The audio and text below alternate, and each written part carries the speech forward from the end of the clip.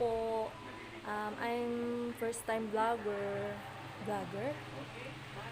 Um, Gusto ko lang ma-experience yung magkwento sa inyo ba. Kukwento ko yung naging experience ko sa nangyari sa akin. Yung sobrang worst na nangyari sa akin. Gusto kong i-share sa inyo. Tapos, lalo sa mga first time din na katulad ko, yung naging paano ko ba umpisahan?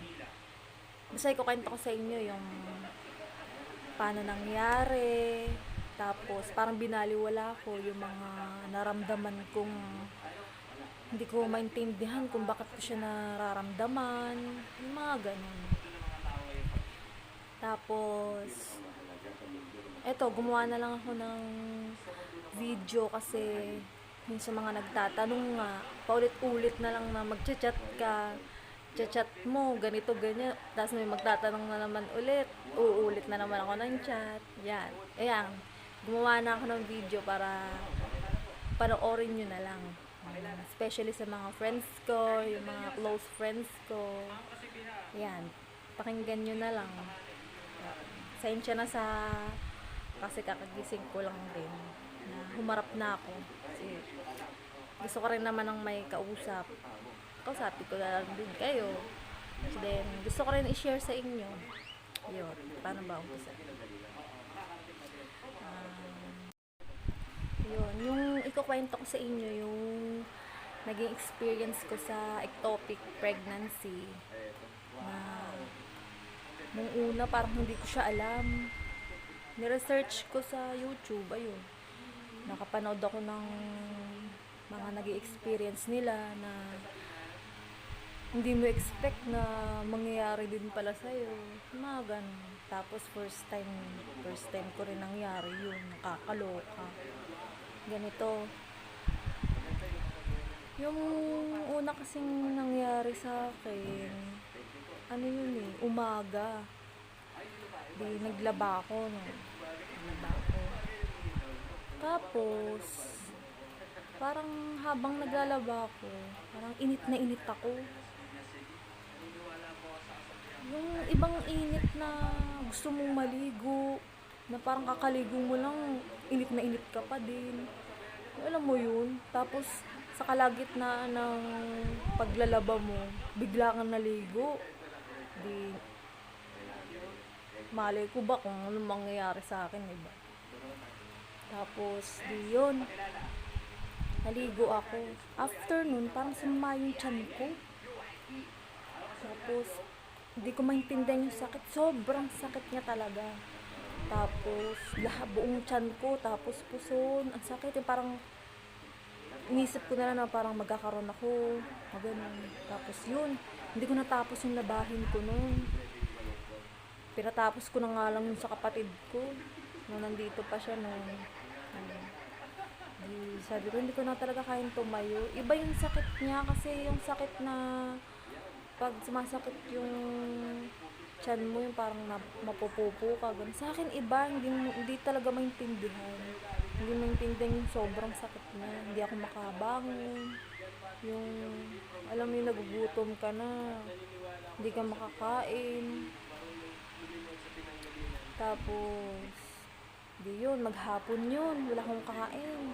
Kahit uminom ng tubig, hindi ako makainom ng tubig. Basta ang sakit ng tiyan ko talaga. Tapos, di yun nga, nangyari. Hanggat sa nakatulog na lang ako sa sobrang sakit. Pero pag nagigising ako, masakit pa rin siya. Tapos, di yun nga, kinagabihan, maghapon ako walang kain. Tapos, wait lang. Ayan. Tapos, kinagabihan, gabi na no, hindi pa rin ako nakakain. Dumating na yung asawa ko galing trabaho. Iniyaya niya na akong kumain. Kaso, parang, mahirap eh. Parang hindi ako makatayo. Hindi ko na maintindihan. Sabi ng asawa ko, punta na nga daw kami ng ospital. Tapos sabi ko, wag muna. Kasi, ayun, sabi nga nung asawa ko na itakbo na nga daw ako sa ospital. Tapos sabi ko, huwag muna kasi baka ako kakabaglang or mawala din yung sakit. Di yun. Tapos di pa rin ako nakakain. Tapos hanggat sa nakatulog na lang ulit kami. Tapos siguro mga alas 3 ng madaling araw, parang naiihi ako. Ay, nauhaw muna pala ako. Minom ako ng tubig. Kahit, alam mo yung pagtatayo ka, ang sakit ng tiyan mo. Parang kailangan mo ng alalay para lang makabangon ka. Pero tiniis ko, tumayo talaga ako mag-isa. Pero yung tayo ko yung nakaupo lang. Tapos inom ako ng tubig. Tapos nahiga ulit ako. Tapos nakatulog ulit ako. Tapos siguro mga 3:30 ng madaling araw. Nagising ako, nakaramdam ko ng naiihi ako. Tapos, yun yung sa maghapon na wala akong kain, di ba? Hindi ko alam na ganun yung mangyayari. Dito tumayo ako, no? Nakapatay yung ilaw. Tapos, hindi ako nagbukas ng ilaw. Doon ako nagbukas sa CR ng ilaw. Ngayon, pagtayo ko, parang, alam mo yung pakaramdam na may trangkaso ka, na nahihilo ka na, pero yung pakaramdam ko, naiihi ako iihi ako, punta ko CR. Yung pag-ihi ko, napayuko ako. Pagyuko ko, nahilo ko, tapos parang nandidilim na yung paningin ko. Di binuhusan ko na yung ihi ko. Wala, yun na, blackout na ako, hindi ko na alam yung nangyari sa akin. Yun pala, nahimatay na ako paglabas ko ng CR. Doon ako nahimatay. Buti na lang, nakalabas na ako ng CR. Diyos ko, kung hindi, nabagok ako dun sa CR. Siguro malaman nabagok yung ulo sa bawl. Tapos yun, dun nga ako na bagok. Malapit din sa higaan namin. Talagang lumpasay ako dun sa sahig. Di dali-dali yung asawa kasi narinig nga doon na lumagabog daw. May lumagabog. Yun pala, ako na pala yun. Tapos yun, parang niyug-yug daw nila ako sa mga kapitbahay ko dito. Yun. Nagpapasalamat din pala ako sa mga kapitbahay ko na tumulong sa amin nun, sa akin. Para nahimasmasan ako, parang hinilot ako, buong katawan ko. Yun, nahimasmasan ako. Tsaka ako din nila sa ospital. Ngayon, nung dinala ako sa ospital, dun ko nalaman na buntis pala ako. Hindi ko alam. Kaso, parang napaisip ako, parang bakit ganun yung nararamdaman ko kung buntis ako? Bakit parang kakaiba na hindi naman nararamdaman ng ibang buntis? Ngayon, parang napaisip ako, nag-search ako na yung mga symptoms, ganun. Tapos, bago ko pala nalaman na buntis nga ako, na hindi ko pa alam. Yung mga nararamdaman ko pa pala, bago nangyari yung nahimatay ako.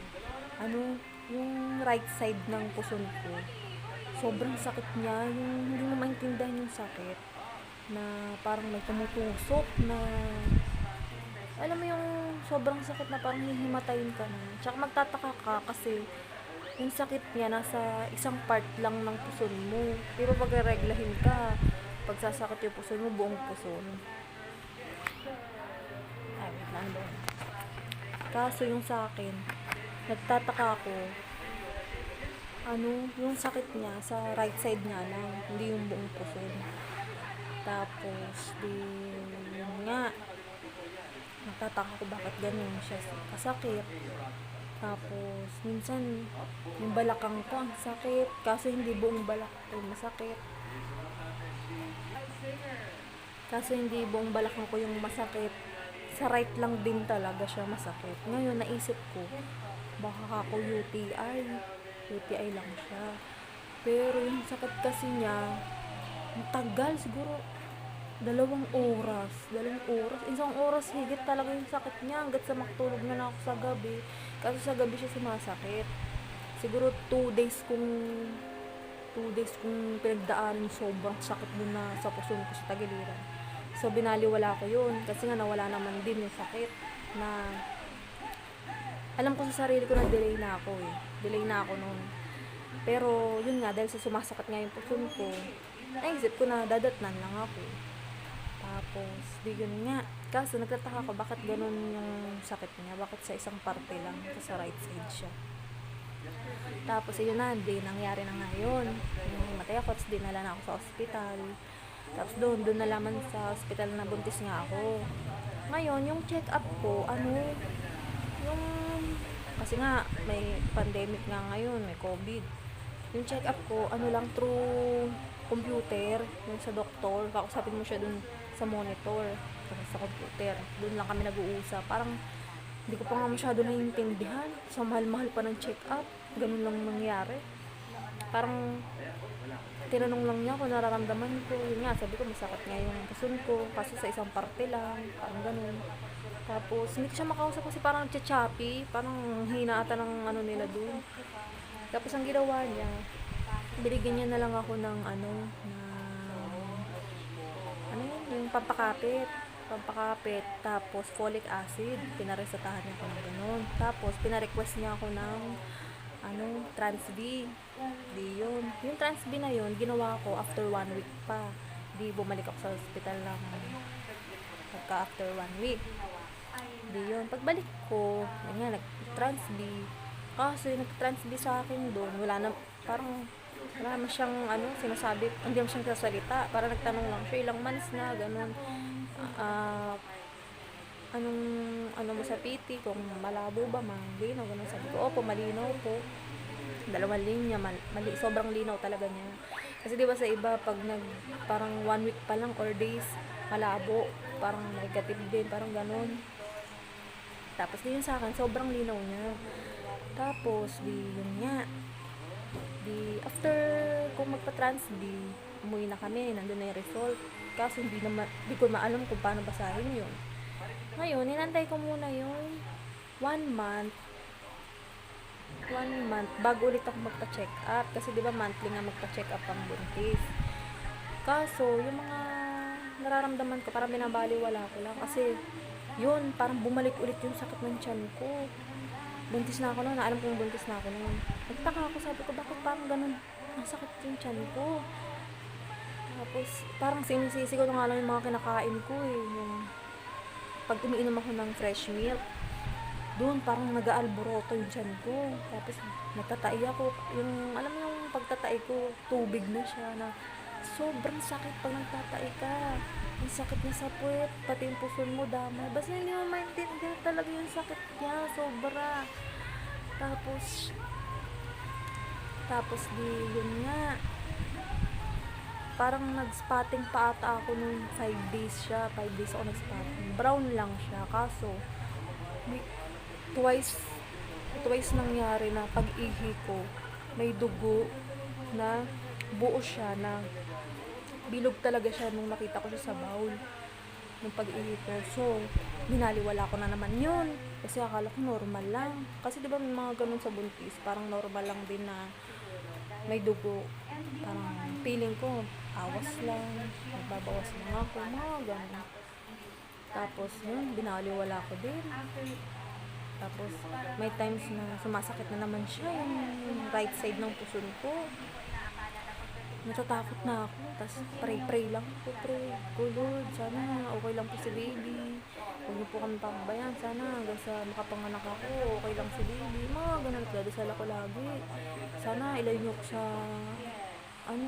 masamang karamdaman. Sana pag nanganak ako, okay lang si baby. Mga ganun prayer. Tapos, alam yung hindi ko pa alam na buntis ako. Sabi nung asawa ko, baka appendix yan. Appendix daw. Kasi nga, sa right side ng sakit. Sobrang sakit niya talaga. Parang, gusto mo na magpadala sa ospital na ayaw mo. Ewan, basta naguguluhan na ako noon. Kasi, kaya ko siya binabaliwala. Nawawala din siya. Parang, kaya ko yung sakit niya. Ganun kasi ako pag alam mo yung masama yung pakiramdam ko. Binabaliwala ko lang yun. Kasi kaya ko. Parang ganun. Kaya ko yan. Lalabanan ko yung sakit ko. Tapos, Di, yun nga, kung ano-ano na yung mga nararamdaman ko, hanggat sa dumating na yung araw na check up ko na ulit. Wait lang, bibitinin ko lang muna kami. Kukwento ko pa yung, yun nga, buntis na ako, nalaman ng asawa ko ng buntis ako, syempre excited kami. Tagal din namin nantay yun. Tapos, alaga ko ng asawa ko sa mga prutas, pagkain, kung anong gusto ko, nandun siya, go siya. Hindi ako pwede magpagutom, mga ganun. Tapos, alaga siya, pati sa uminom ako ng gatas, ganun, kompleto. Lahat ng masustansya pagkain, kinakain ko. Tapos yun, hanggat sa, yun nga, dumating yung araw na check up ko na. Unang check up ko, May 8. Yun nga, naisugod ako sa hospital. The sunod kong check up is June 9. June 9, check up ako. Sa ibang hospital na, yung doon na talaga ako manganak kasi para magka-record ako.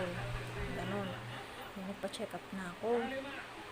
Ngayon, dala ko yung transb ko doon sa nauna kong hospital na pinagpa-check upan yun, nagpa-transb nga ako din. Tapos, yun, nabasa nung doktor, parang may kakaiba sa mukha niya. Pinabahan ako. Sabi niya, hala, hindi mo pa ba to na pinabasa? Or nung nakuha mo ba yung result?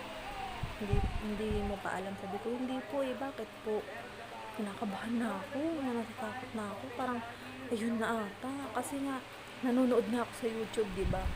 Pinapanood ko yung mga symptoms ng ectopic pregnancy nga. Na parang ganun na nga yung sa akin, katulad na ng sa akin. Natakot na ako. Ayun, sabi ng doktor. Kasi may nakitang bukol dito sa right side mo.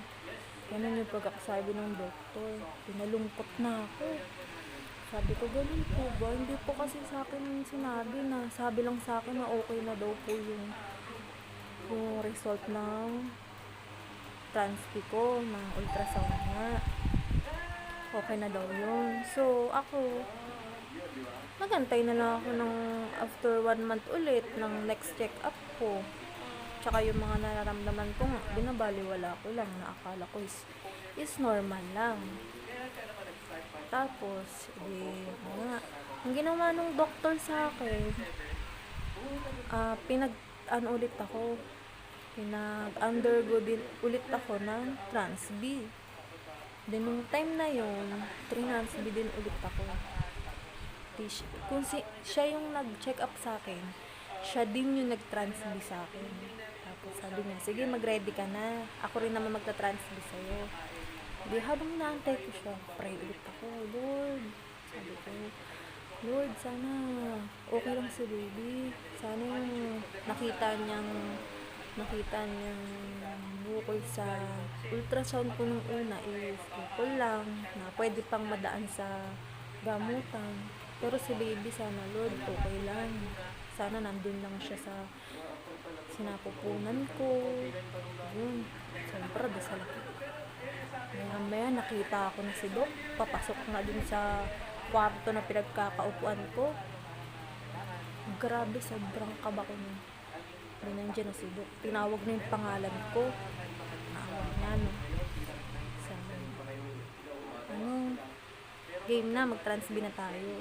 Sabi pa nung doktor sa akin, girl, sana hindi ito ectopic, sana okay lang yung baby mo. Sabi ko, sana nga po eh, kasi nakakalungkot naman po kapag ganun. Sabi niya, teka, alam mo na ba yung ibig sabihin ng ectopic? Sabi ko, oo po, kasi nire-research ko nga rin po yan sa YouTube, gawa ng parang yung mga symptoms niya is parang ganun din sa nararamdaman ko. Adi, yun nga. Ngayon, tinanansbi niya na ako.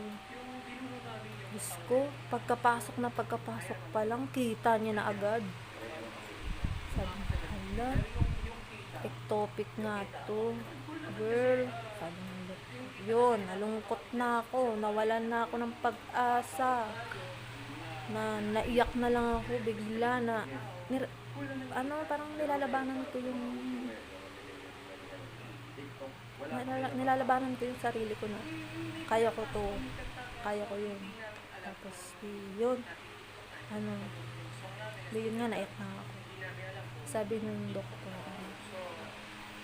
kailangan ka na i-admit kasi ruptured na daw.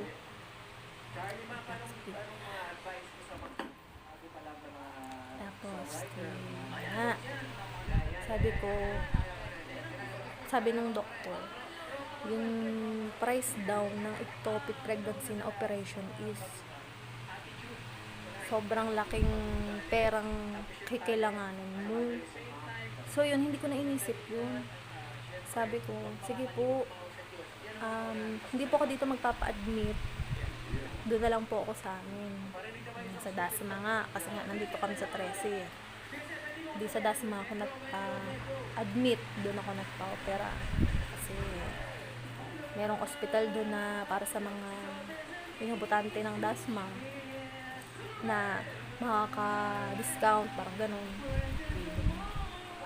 Sinabi ko na sa asawa ko na ganun nga yung nangyari. Syempre nalungkot yung asawa ko kasi tagal din namin inantay yun. Tapos yun, parang mag-iisip kami. Sabi ng asawa ko, wala na daw bang solusyon. Tapos sabi ko, wala na kasi ectopic nga yun. Tapos parang inano ko sa kanya, pinaliwanag ko kung ano ba yun. Ibig sabihin, ectopic.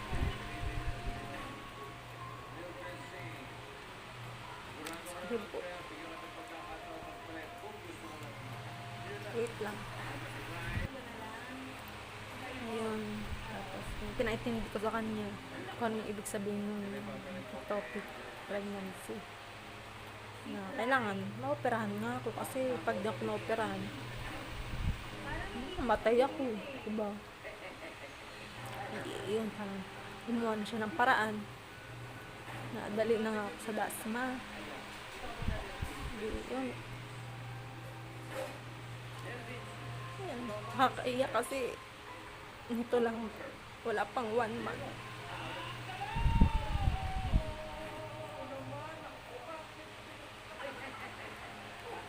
Sorry po.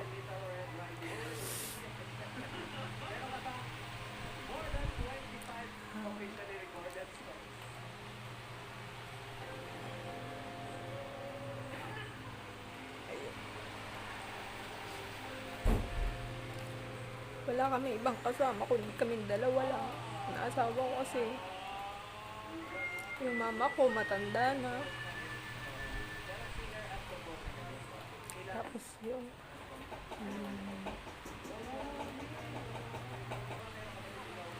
tapos ayun, nakarating na kami sa sa ospital. Kami dalawa na ng asawa ko. Kasi nga yung mga kamag-anak namin malayo sa amin. Yung mama ko taga Dasma rin naman. Pero syempre hindi ko na maagad tatawagan yung makapunta sa akin na agad-agad kasi matanda na nga rin yun. Parang ayoko na rin namang pahirapan yung mama ko. Tsaka delikado din kasi nga may COVID nga, parang delikado sa hospital din. Yun, mga alas 5 ng hapon nakarating kami sa Dasma. Tapos nga parang chinek up na ako, tinignan na yun ng dugo ko kasi undergo na ako ng operation. Tapos nilalabanan ko yung takot kasi first time kong operahan. Kailangan kong labanan yun kasi para sa akin din naman yun, kahit sobrang sakit, sobrang lungkot na alam mo mapapaisip ka bakit nangyari sa'yo yun.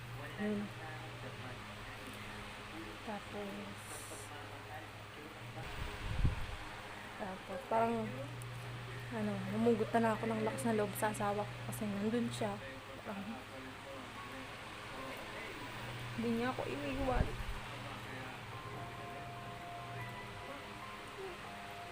hanggang pagpasok ko ng ng OR. Good siya.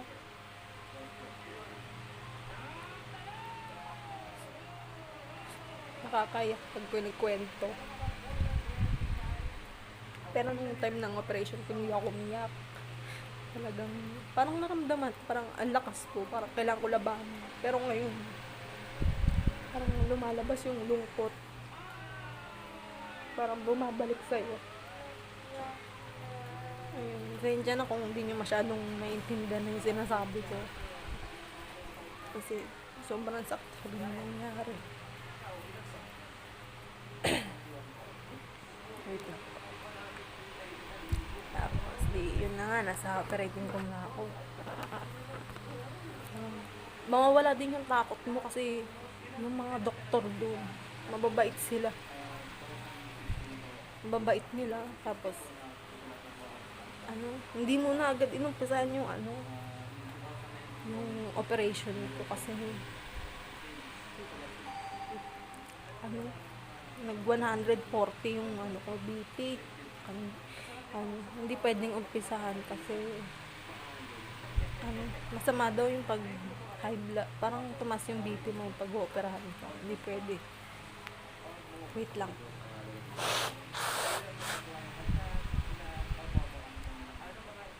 Ayun. Tapos nung bumaba na yung BP ko. Nakakatawa kasi yung mga doktor doon tsaka nurse, parang pinapatawa nila ako para mawala yung takot ko. Tapos yung isa doon na doktor, nurse siya, lalaki. Hindi, lakas nga na loob naman eh. Kasi yung ibang mga inoopera namin na mga ectopic, talagang hanggang pagpasok ng loob, naiyak talaga. Parang naglulumpas parang di nila tanggap yung nangyari. Pero deep inside, syempre, hindi ko rin naman tanggap yung nangyari sa akin.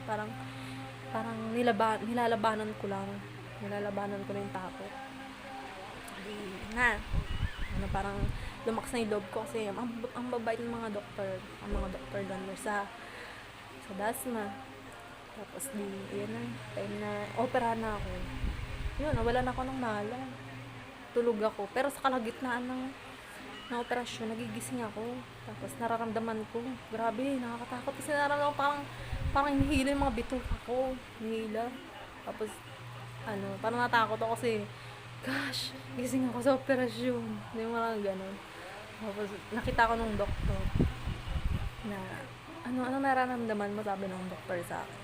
Sabi ko, parang pong sinisikmura ako, parang nararamdaman ko po yung paghihila sa mga bituka ko, ganun.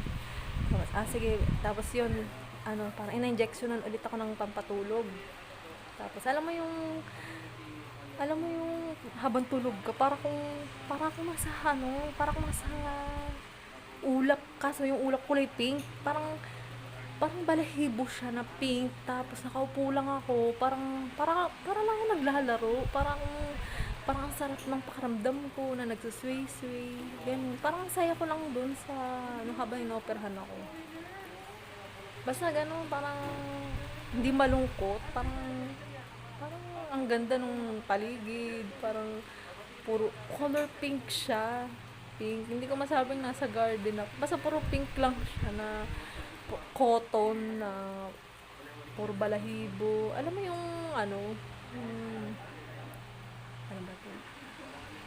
Yung telang mabalahibo. Ganun yung nakikita ko sa color pink. Yun nga. Tapos na yung operasyon. Parang tulog na ako. Tapos nilagay na ako sa recovery room. Kasi okay na, na-operahan na ako. Nantay mo na siguro akong magising. Tapos, yun na, binaba na ako sa ward. Tapos yun, paglabas ko ng operating room, una ko kagad nakita yung asawa ko, nakagahantay doon. Yan, naiyak na naman ako. Kasi,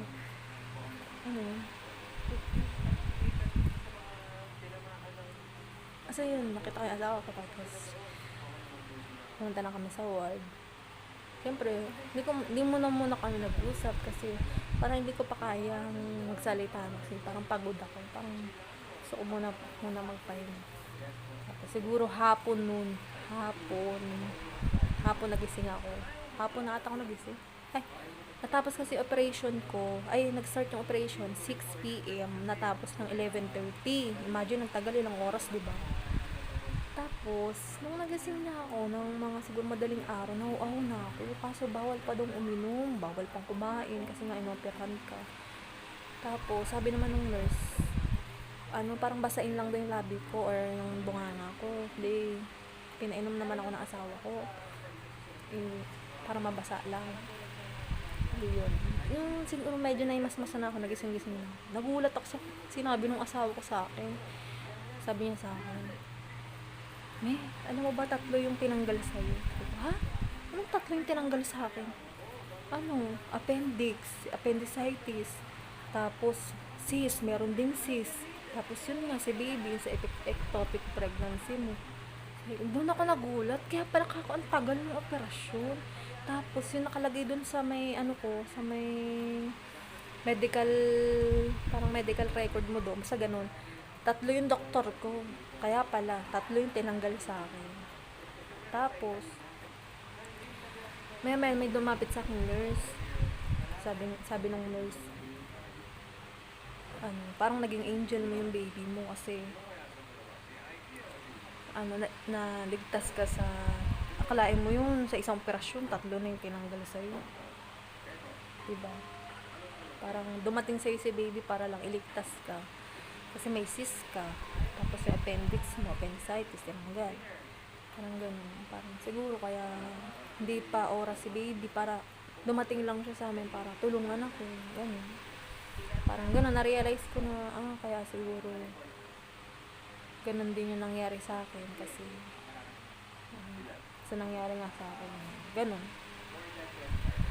Ayun, hanggang dun lang hanggang dun lang. Tapos 1 week ako sa ospital, tapos yun, nakauwi na ako sa bahay. Hanggang ngayon nagpapalakas ako, parang nililibang ko yung sarili ko. Tapos yun nga, naikwento ko nga sa inyo. Gusto ko rin ibahagi sa inyo yung naranasan ko. Tapos first time ko naranasan yung ganitong pangyayari, na unti-unti kong tatanggapin namin ang asawa ko, na sana sa susunod na magka-baby kami is healthy na ako, na maging okay na si baby. Tapos yun, sa mga mamis ng katulad ko na nangyari, laksan lang natin yung loob natin, na kahit nandito pa rin siya, parang sakit pa rin pag yung nararamdaman mo siya. Laban lang tayo. Ganun lang. Basta nandyan si asawa, nandyan sa tabi natin. Kaya yan. Yun lang. Hanggang dun lang sa kwento ko. Tapos, yun, tapos, update ko na lang kayo sa mga nangyayari sa akin. Sa mga move on. Magiging move on sa buhay sa nangyari sa akin. Yun, salamat ako sa inyo sa pakikinig.